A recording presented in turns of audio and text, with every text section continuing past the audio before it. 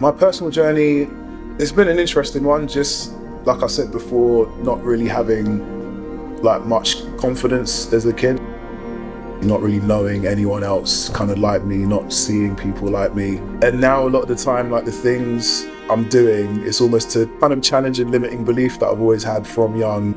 I'm not strong enough, I'm not fast enough, no one's gonna pick me for their team. The gym has helped me kind of overcome a lot of those limit beliefs that I've had, a lot of fears of like just not being able to do things. I was born with my right leg missing from the hip, so I was born with a disability. And my parents probably didn't think sport was anything that I should pursue, get more stuck into education, very heady with books, that kind of thing. But I did enjoy playing basketball as a kid. Just due to my limitation of mobility, I couldn't quite like keep up with the pace of the game. I first experienced adaptive sports when I was 16, actually. I found out about the wheelchair basketball game through my limb fitting centre, and I gave it a go, did like 2 or 3 weeks, but it was around the time I was doing my exams, so I couldn't really commit to it. Obviously, had to bury my head in the books.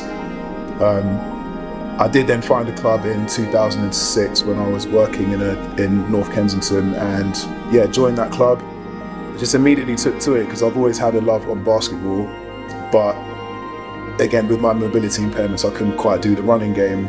The wheelchair game was just suited to people like myself.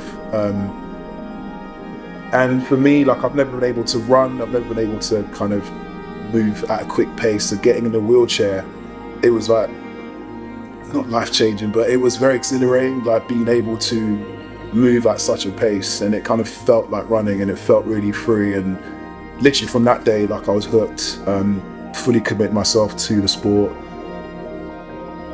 Got drafted into the Great Britain wheelchair basketball squad 2008 after the Beijing Paralympics.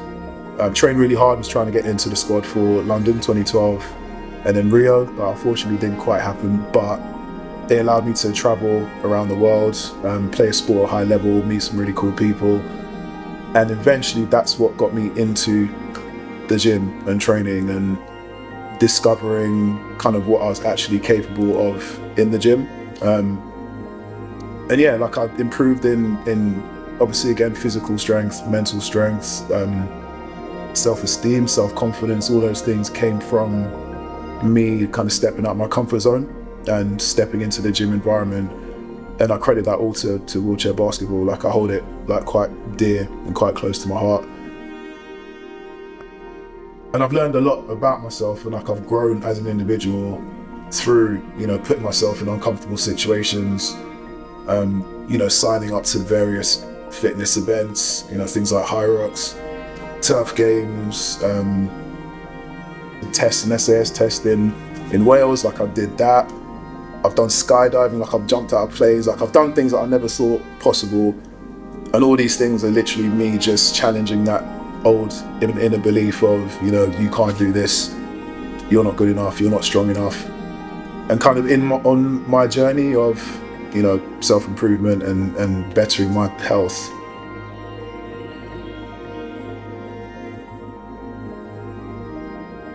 Yeah, like it's just the case of you are always good enough. Like a lot of our limiting beliefs are self-imposed. I'm definitely still challenging a lot of beliefs. I'm not the finished product. I've still got, you know, a long way to go, physically and mentally, and training, gym, like it's all part of preparing me for life and what life throws at me.